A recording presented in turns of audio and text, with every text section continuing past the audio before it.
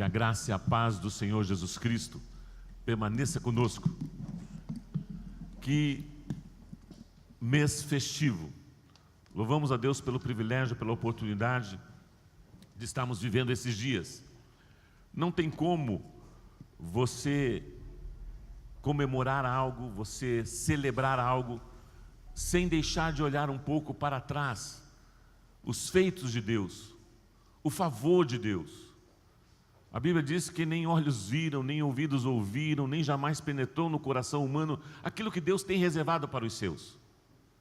Especificamente nessa semana, na minha vida familiar, na minha vida ministerial, muitas marcas da bondade, do carinho, do favor e das promessas de Deus. É algo impressionante, impressionante, impressionante. Os feitos de Deus. Tivemos final de semana a comemoração do 7º aniversário da Comunhão Cristã em Maringá.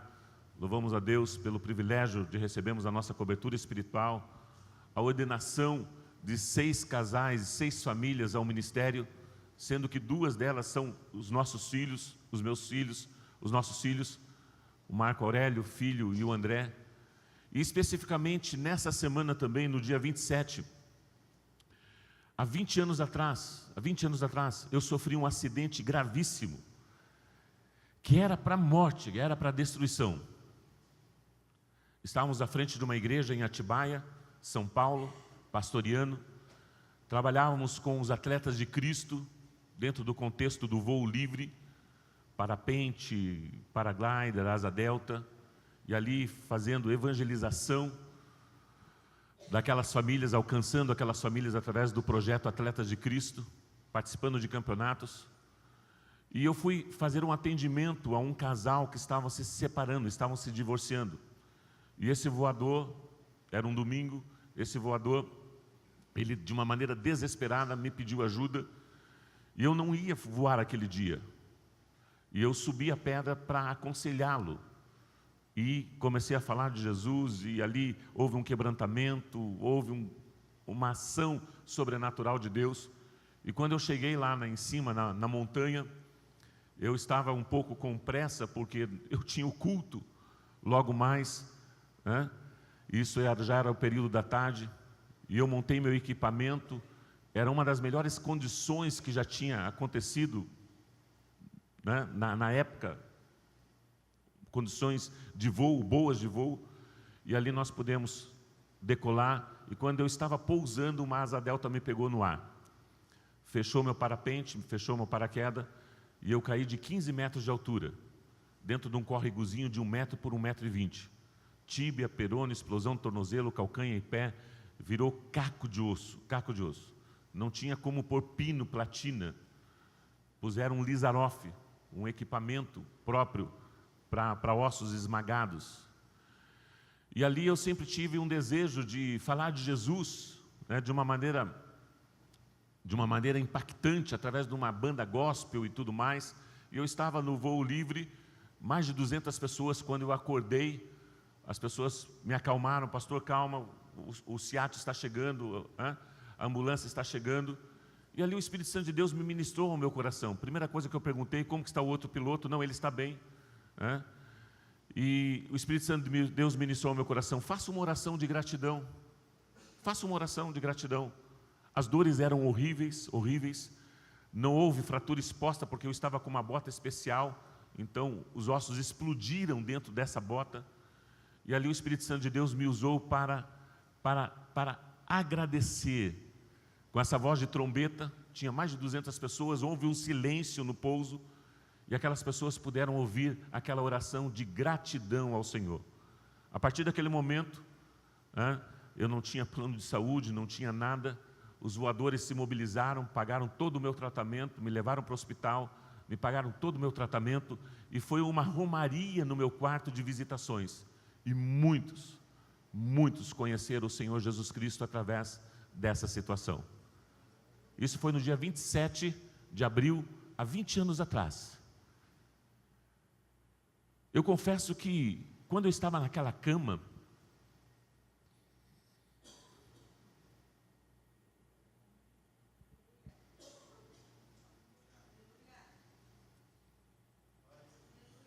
eu não conseguia enxergar o futuro.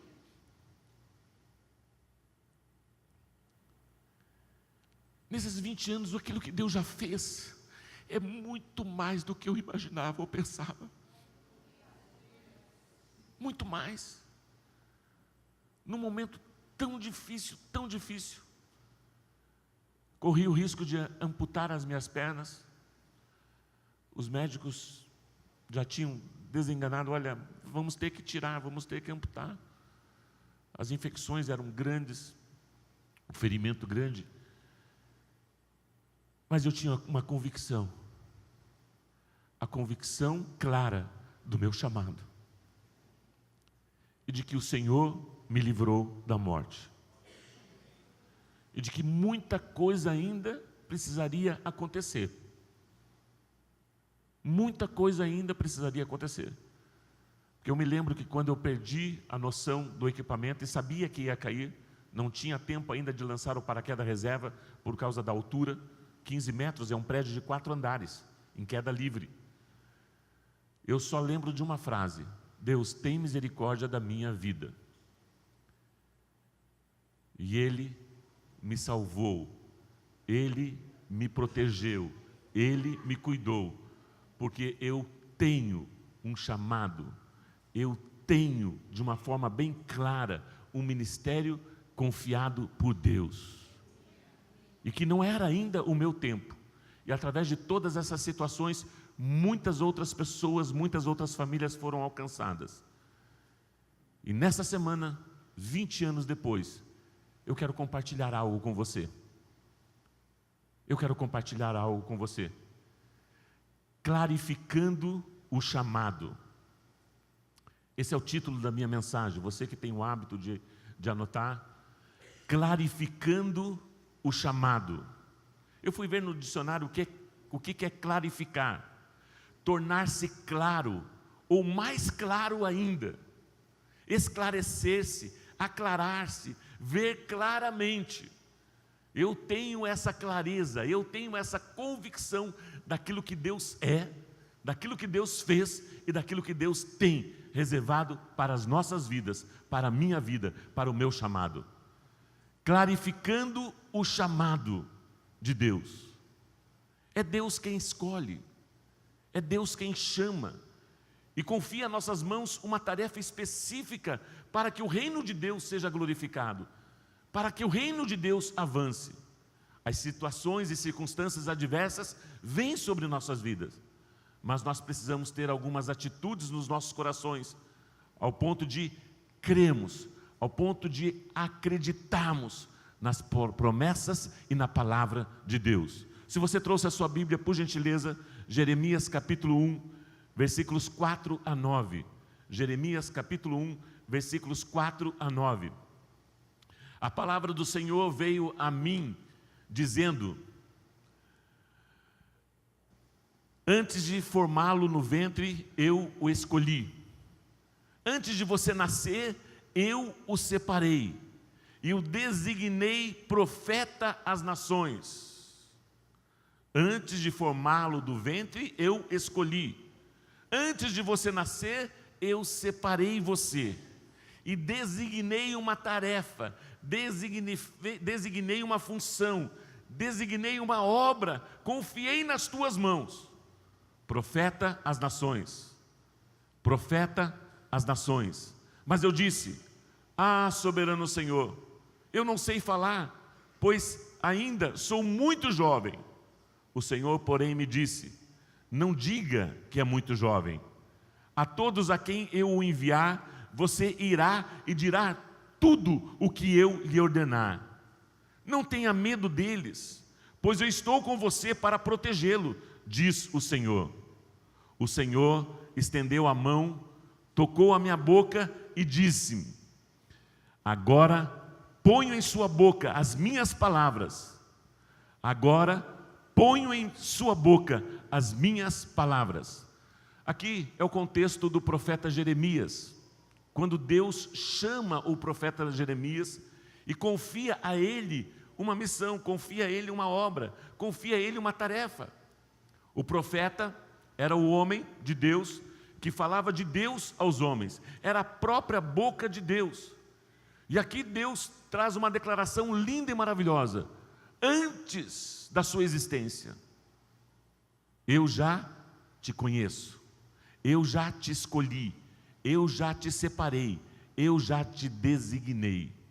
Eu quero deixar pelo menos três desafios, 3 qualidades que precisam estar bem firmes dentro dos nossos corações com relação ao nosso chamado ministerial, às nossas tarefas. Nós não estamos neste mundo em férias.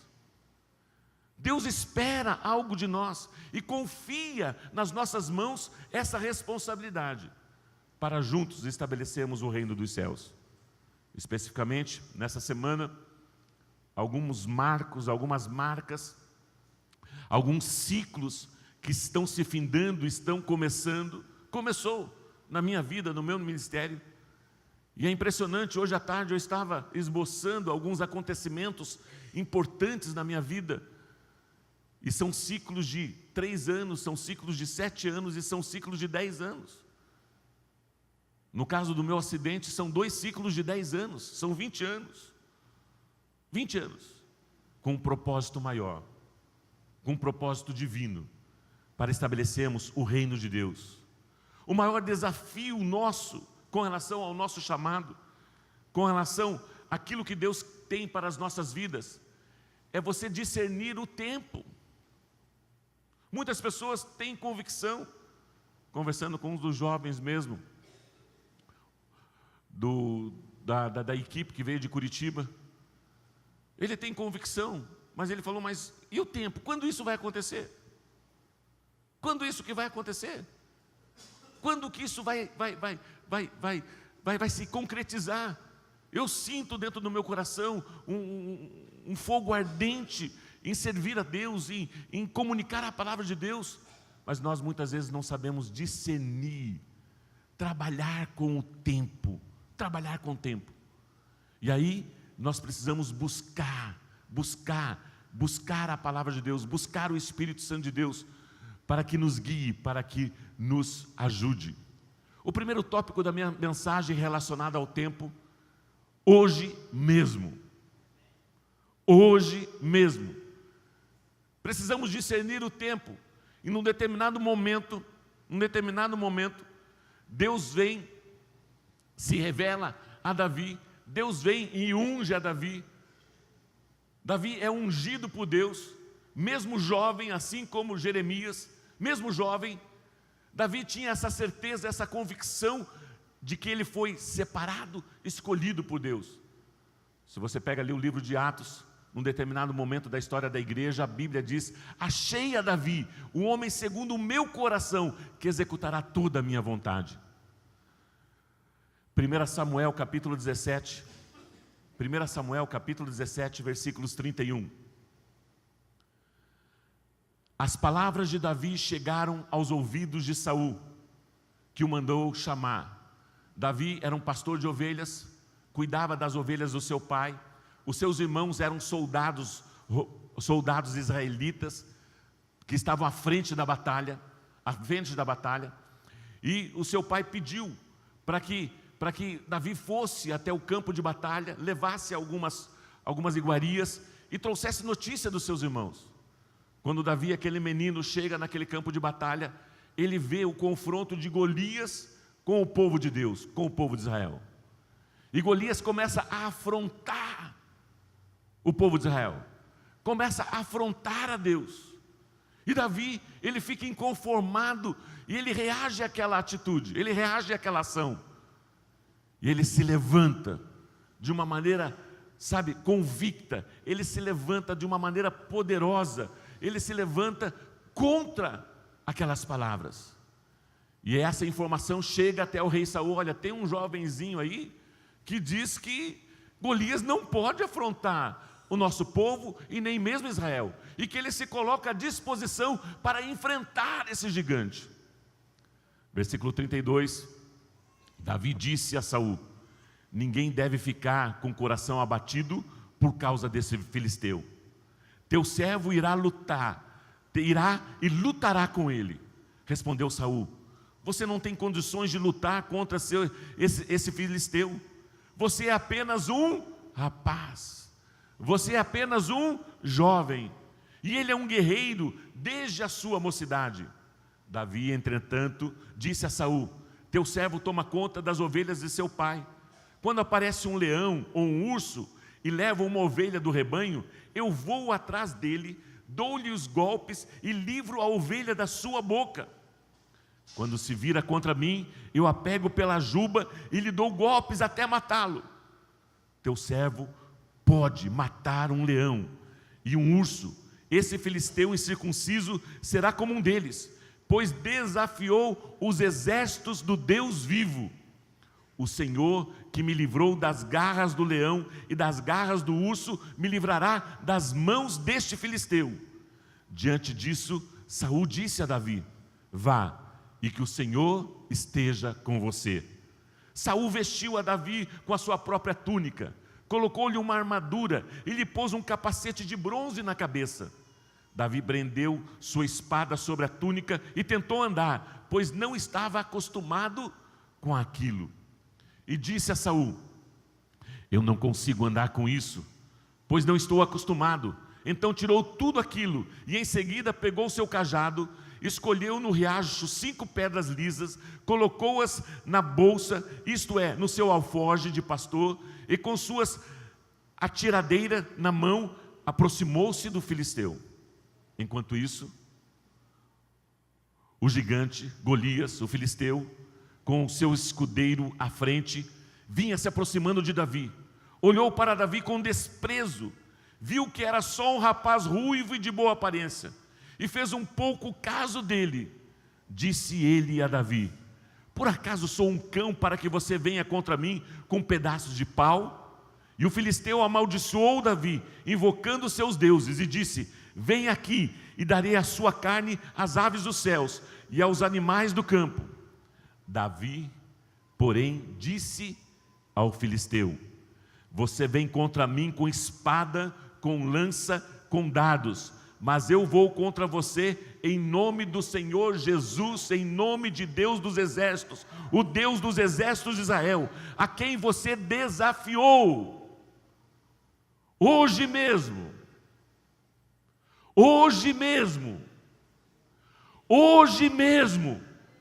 o Senhor o entregará nas minhas mãos. Que convicção é essa? Com relação ao seu chamado, com relação ao seu Deus, com relação ao sobrenatural de Deus. Em que momentos gigantes nos afligem, situações nos afligem, ao ponto de nós nos desesperarmos, como o exército de Israel, ao ponto de virarmos as costas para o nosso inimigo e fugirmos, e não enfrentarmos as situações e as circunstâncias. Gigantes que se levantam no contexto financeiro, no contexto familiar, no contexto emocional, no contexto na criação dos filhos, no relacionamento matrimonial, aonde nós não cremos, aonde nós não conhecemos o grande eu sou, o Deus Todo-Poderoso que está no controle de toda a situação. Foi por acaso que aquele menino foi enviado naquele dia, naquela hora, naquele ano, ali para levar lá notícias dos seus irmãos? Não. O discernimento do tempo. Ele já tinha recebido sobre si a unção de Samuel. O Senhor já tinha separado ele. Mesmo diante da fúria dos irmãos, mesmo diante da inveja dos irmãos, mesmo diante do desprezo da família dele, ele já tinha sido separado antes da fundação do mundo e achado por Deus. E ele declara: hoje mesmo o Senhor o entregará nas minhas mãos, eu o matarei e cortarei a sua cabeça. Hoje mesmo darei os cadáveres do exército filisteu às aves dos céus e aos animais selvagens, e toda a terra saberá que há Deus em Israel. E tudo isso, o nome de Deus será glorificado. Qual o gigante que você tem enfrentado? O gigante das drogas, o gigante do álcool, O gigante, sabe, que vem para nos matar, roubar e destruir. Quem está com você é maior do que está contra você. Aquele que está em nós é mais poderoso, é maior, é o grande eu sou, é o Senhor dos senhores. E Ele guerreia, Ele luta por nós. Mas para isso, hoje mesmo, nós precisamos discernir o tempo. Quando que você quer enfrentar essa situação? Quando que você quer enfrentar esse gigante que já tem durado há anos, ao ponto de você não acreditar mais, ao ponto dos teus familiares não acreditarem mais em você, ao ponto das pessoas desprezarem você, ao ponto das pessoas não olharem para você com desprezo. Essa situação não tem jeito. Foi o que aconteceu com o gigante Golias. Mas Davi, ele soube discernir o tempo. O meu Deus está comigo. Ele está afrontando o meu Deus. Ele está afrontando o meu Deus. Ele está se levantando contra o meu Deus. Eu vou à batalha. Eu vou guerrear.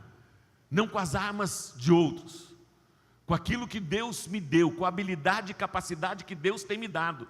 Desde quando eu lido com as ovelhinhas do meu pai, com as ovelhinhas do rebanho do meu pai, o Senhor tem me dado habilidades e capacidade para enfrentar o gigante, para enfrentar Golias. E o texto continua. Hoje mesmo, versículo 46, o Senhor o entregará nas minhas mãos e eu o matarei e cortarei a sua cabeça. Hoje mesmo darei os cadáveres do exército filisteu, às aves dos céus e aos animais selvagens. E toda a terra saberá que há Deus em Israel. Todos os que estão aqui, todos vocês que estão aqui saberão que não é por espada ou por lança, não é por força nem por violência que o Senhor concede vitória. Não é no esforço físico, não é no esforço emocional, não é com as tuas forças, não é com os teus recursos financeiros, não é com os teus recursos materiais que o Senhor nos concede a vitória. Pois a batalha não é minha, pois a batalha é do Senhor, e Ele entregará todos vocês em nossas mãos. Essa batalha, esse gigante, não é seu, não é nosso. Ele dará a vitória a você. Confie no Senhor, creia no Senhor e na força do seu poder. Hoje, quando você quer enfrentar esse gigante? Quando você quer enfrentar esse gigante? Hoje, agora. E quem vai batalhar por você? Quem vai batalhar por você? Jesus, Deus, Ele estará à sua frente. Mas para isso você precisa de convicção de quem é o teu Deus. Quem é o teu Deus? Você precisa de convicções de quem é o teu Deus. A convicção gera inveja, a convicção gera desprezo. Gerou inveja e desprezo dos seus irmãos. O que você pensa que você é? Menino, jovenzinho. Nós somos soldados experientes e você vem aqui, sabe, atrapalhar. Vá para casa, vai cuidar daquelas pobres ovelhinhas. A convicção e a certeza que Davi tinha no seu coração de quem era Deus, nenhum gigante poderia afrontar a Deus e o povo de Israel. Hoje mesmo, um segundo princípio que eu quero deixar com você: vá, pois, agora. Vá, pois, agora. Êxodo capítulo 3, versículos 1 a 11. Moisés pastoreava o rebanho do seu sogro Jetro, que era sacerdote de Midian. Um dia levou o rebanho para o outro lado do deserto e chegou a Horebe, o monte de Deus. Ali o anjo do Senhor lhe apareceu numa chama de fogo que saía do meio de uma sarça. Nem olhos viram, nem ouvidos ouviram, nem jamais penetrou no seu coração aquilo que Deus tem reservado para você. Para você. Situações improváveis, situações impossíveis. Porque muitas vezes nós planejamos, não, vai acontecer assim, assim, vamos fazer assim, assim, assim. Não. Deus não trabalha na dimensão terrena, Deus não trabalha na dimensão natural, Deus não trabalha na dimensão intelectual. O justo vive por fé. E de repente chamou a atenção de Moisés algo sobrenatural, algo que não era natural, não era normal, chamou a atenção dele. Ali o anjo do Senhor lhe apareceu numa chama de fogo que saía do meio de uma sarça. Moisés viu que, embora a sarça estivesse em chamas, não era consumida pelo fogo. Que impressionante, pensou ele, porque a sarça não se queimava. Vou ver isso de perto. Vou ver isso de perto. O Senhor viu que ele se aproximava para observar. Então, no meio da sarça, o chamou: Moisés, Moisés. Eis-me aqui, Senhor. Muitos de vocês já foram chamados por Deus e não estão discernindo o tempo desse chamado. Muitos de vocês viram o sobrenatural de Deus, viram milagres. Deus se manifestou a você de uma maneira sobrenatural, sobrenatural, sobrenatural. E mesmo assim, você não soube, não está sabendo discernir o tempo de Deus em declarar: eis-me aqui, Senhor. Eis-me aqui, Senhor. Então disse Deus: não se aproxime, tire as sandálias dos pés, pois o lugar que você está é terra santa. Disse ainda: eu sou o Deus de seu pai, o Deus de Abraão, o Deus de Isaque, o Deus de Jacó. Então Moisés cobriu o rosto, pois teve medo de olhar para Deus. Disse o Senhor: de fato tenho visto a opressão sobre o meu povo no Egito, tenho escutado o seu clamor por causa dos seus feitores, e sei quanto eles estão sofrendo. Deus ouviu a oração de Moisés?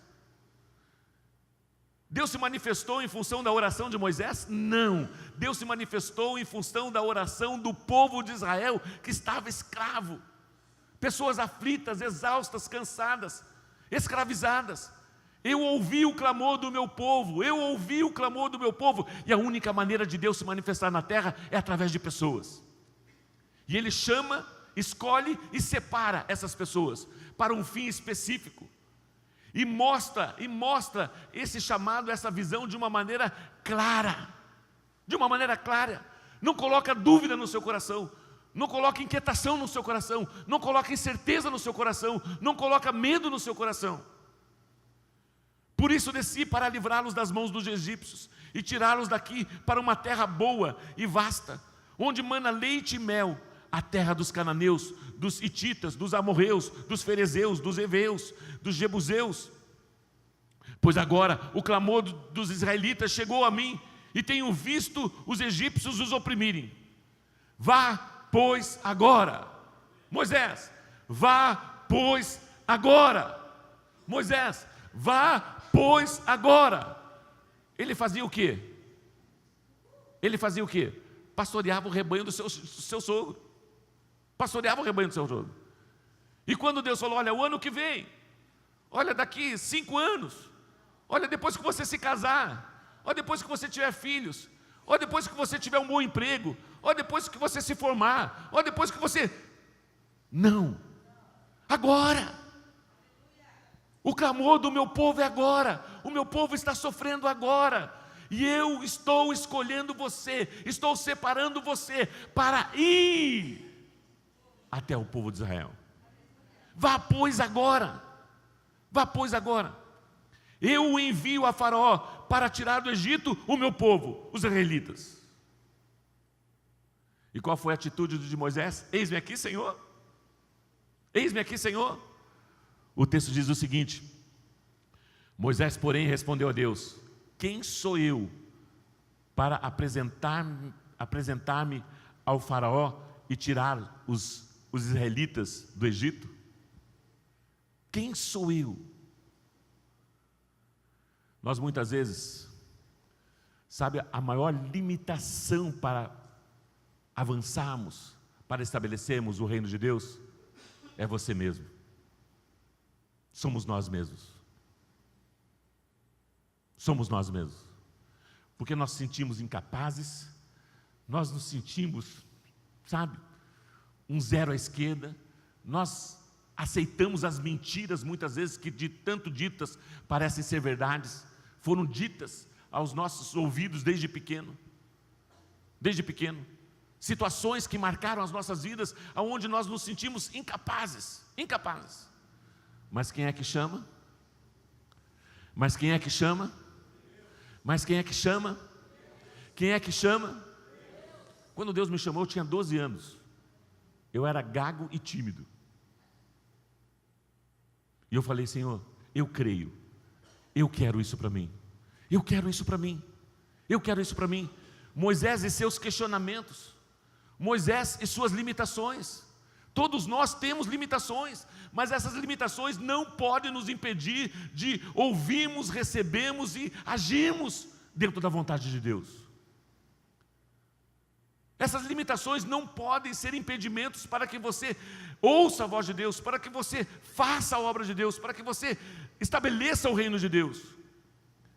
Quem sou eu? Quem é o Deus dos meus antepassados? Primeiramente ele falou: Senhor, quem sou eu? Eu não sou nada, eu sou um pobre, sabe, eu vivo da ajuda do meu sogro ainda, não tenho nem renda própria, eu cuido das ovelhas do meu sogro, quem sou eu? E mesmo assim Deus vem e confirma: eu sou contigo. Depois ele questiona: quem é o Deus dos meus antepassados? E se não acreditarem em mim? E se eu chegar lá e eles não acreditarem em mim? Deus, eu não consigo falar bem. Eu tenho tanta dificuldade em falar em público.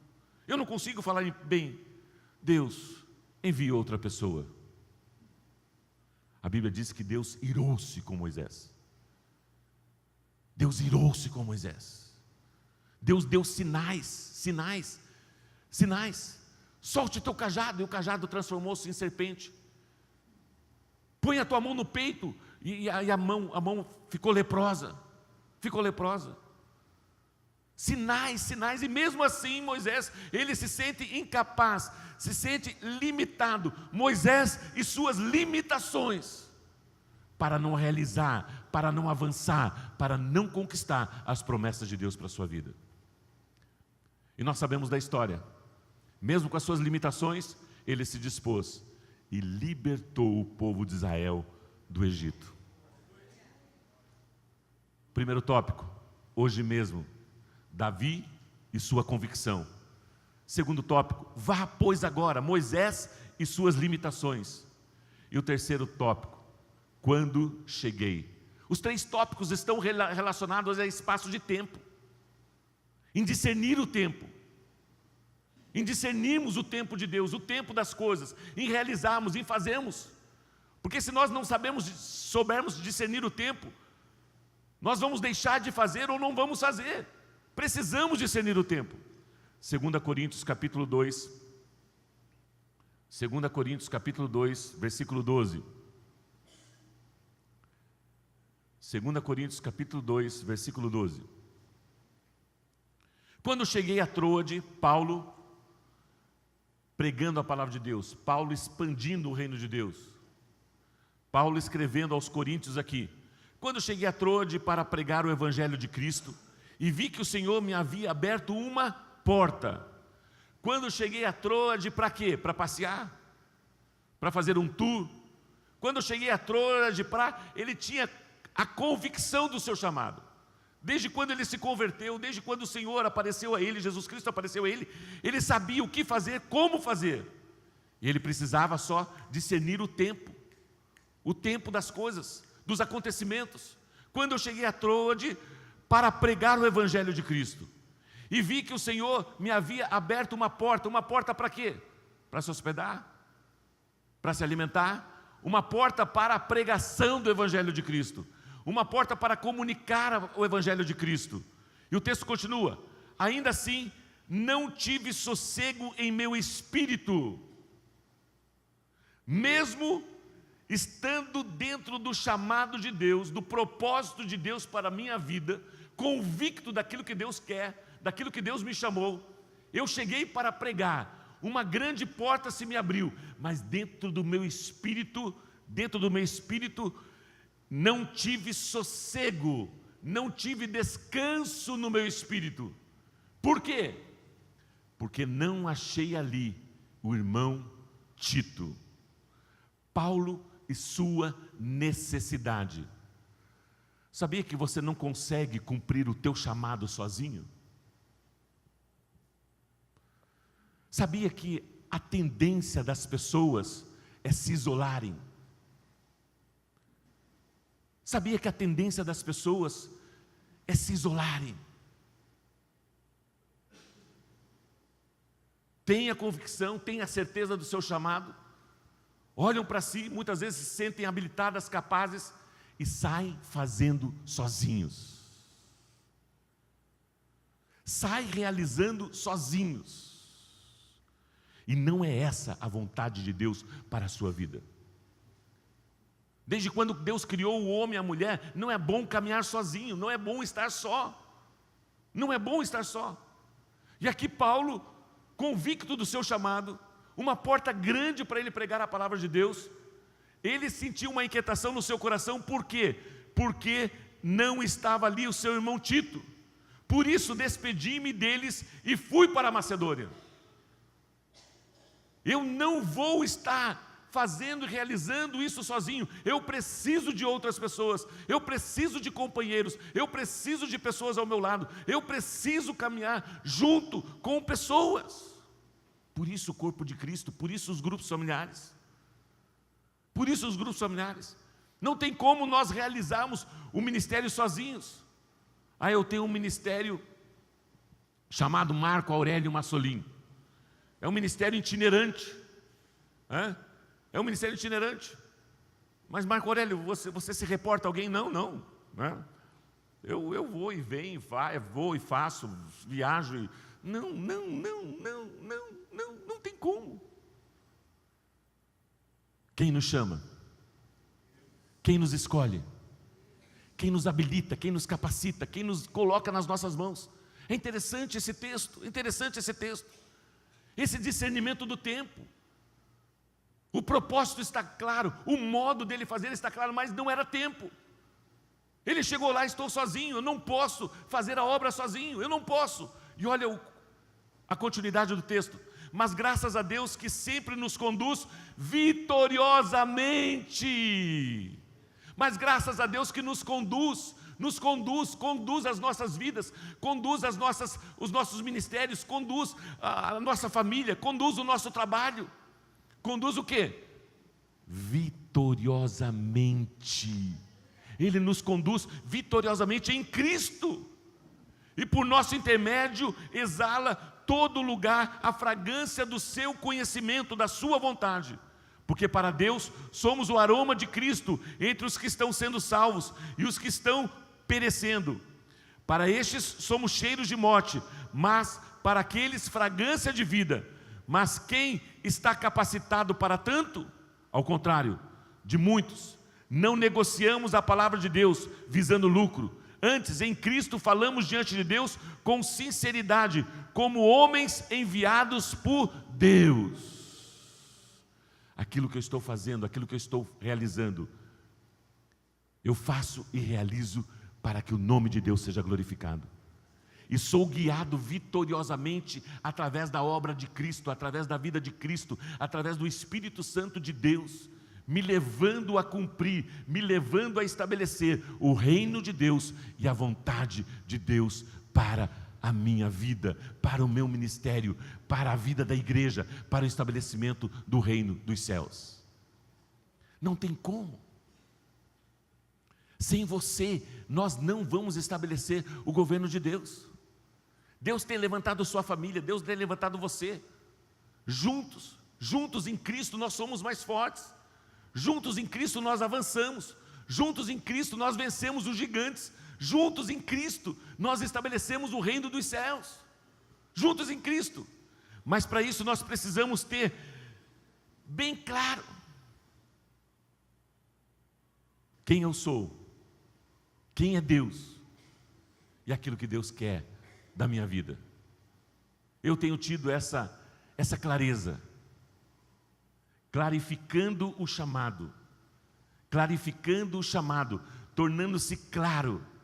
E o tempo mostra isso, os acontecimentos mostram isso. Gente, nessa semana, o que aconteceu de situações, mudanças, circunstâncias, sabe, oportunidades, sabe, a vinda do pessoal aqui, do Atos 29, nada disso foi estabelecido por acaso. Nada disso foi estabelecido por acaso. Links, pessoas mantendo contato, pessoas vindo, pessoas indo, sabe? É toda uma movimentação espiritual para que o nome do Senhor Jesus Cristo seja glorificado através da igreja, através do corpo de Cristo.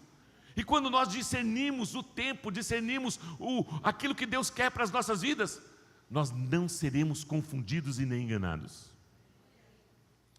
Equipe de louvor, o tempo para o seu chamado, o tempo para o meu chamado é agora. O tempo para o meu chamado é hoje. O tempo para estabelecermos o reino de Deus é já. Precisa haver nos nossos corações uma disponibilidade, uma disposição em dizer: eis-me aqui, Senhor, eis-me aqui, Senhor. Você precisa clarificar o seu chamado. Você precisa ter claro aquilo que Deus quer para você. Quando você for velho? Não. A maioria dos homens de Deus foram chamados na sua juventude. Na sua juventude. Existem muitos jovens aqui que precisam conhecer o propósito de Deus para suas vidas hoje. Existem muitas pessoas, sabe, que precisam, lares, famílias. Nós não estamos nesse mundo por acaso. Deus nos enviou, Deus nos confiou algo precioso. Você tem convicção disso? Você precisa reconhecer as suas limitações. O que me chama a atenção de Moisés é que ele reconheceu diante de Deus as suas limitações. Nós muitas vezes escondemos as nossas limitações. E diante da nossa esposa, e diante da nossa família, e diante da igreja, você se sente forte. Mas você é limitado. Existem algumas limitações que te afligem. Existem algumas limitações que te entristecem. Existem algumas lágrimas que saem dos teus olhos quando você está sozinho e você não se expõe às pessoas. Você procura não se expor às pessoas para que as pessoas não vejam em você a tua fragilidade. É quando eu sou fraco. É quando eu sou fraco. É quando eu sou fraco que eu sou forte. Porque não é a minha força, é a força dele em você. Não é a minha vitória, é a vitória dele em você. Não é a minha habilidade.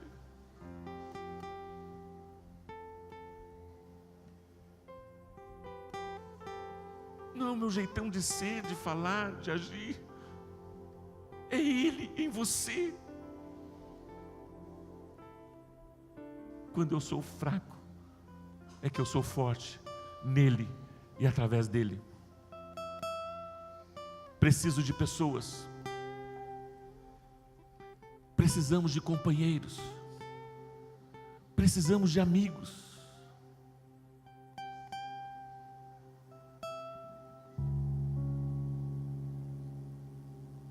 Você sabe o que eu estou falando?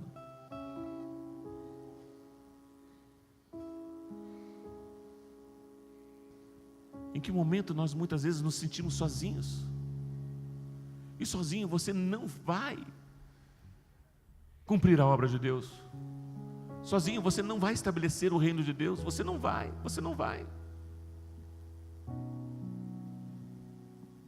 Nós precisamos uns dos outros.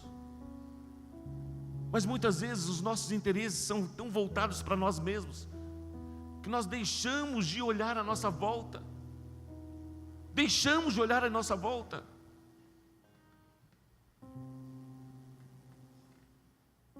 Segunda Coríntios capítulo 4, versículos 1 a 6. Portanto, visto que temos esse ministério pela misericórdia que nos foi dada, não desanimamos, não.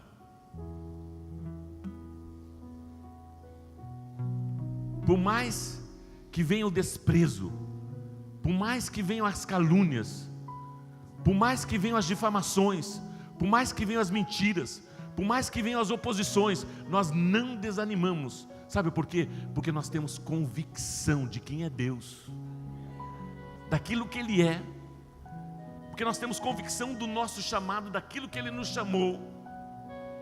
Existe um históricozinho de vida, de história escrita nesses anos, aonde o nome do Senhor Jesus Cristo tem sido exaltado e glorificado, e aonde nós temos alavancado jovens, famílias, ao propósito de Deus, à vontade de Deus. E muitas dessas famílias têm alcançado muito mais daquilo que nós temos alcançado. E é essa a vontade de Deus, porque quem é beneficiado com isso não sou eu. Eu não posso me aproximar de uma pessoa, eu não posso investir numa pessoa em benefício próprio, pensando em tirar daquela pessoa algum benefício próprio. Quem é beneficiado é o reino dos céus, é o reino de Deus. E muitas dessas pessoas vêm com as suas habilidades, vêm com as suas capacidades, vêm com as suas limitações, e nós alavancamos ao propósito de Deus. Portanto, visto que temos esse ministério, temos convicção disso, e tudo isso foi nos dado pela misericórdia, é graça e misericórdia de Deus, nós estamos aqui, que nos foi dada, não desanimamos, antes renunciamos aos procedimentos secretos e vergonhosos, aquilo que é feito à escura, aquilo que é falado escondido, aquilo que é dito por trás. Nós renunciamos esses procedimentos secretos e vergonhosos, não usamos de engano, nem torcemos a palavra de Deus. Aquilo que temos dado a você é a palavra de Deus, é pão sagrado, para que você seja alimentado, para que você cresça, para que você receba mais de Deus na sua vida. Ao contrário, mediante a clara exposição da verdade, mediante a clara exposição da verdade, clara, não é nada escuro, não temos nada que falar às escuras, nós falamos abertamente a palavra, a verdade, Jesus Cristo. Recomendamos a consciência de todos diante de Deus. Mas se o nosso evangelho está encoberto para os que estão perecendo, é que está encoberto.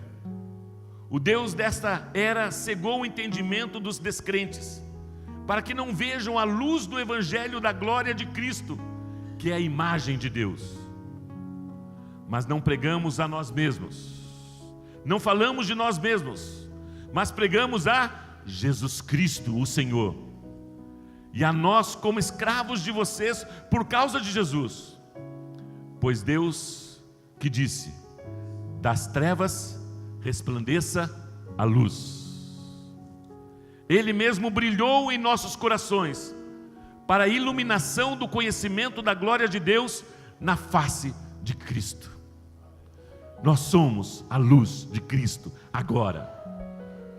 Nós somos a luz de Cristo agora, para refletir, para clarear, para dar o entendimento das pessoas, e essas pessoas terem as suas vidas transformadas, mudadas, não mais escravizadas, mas livres, livres, livres.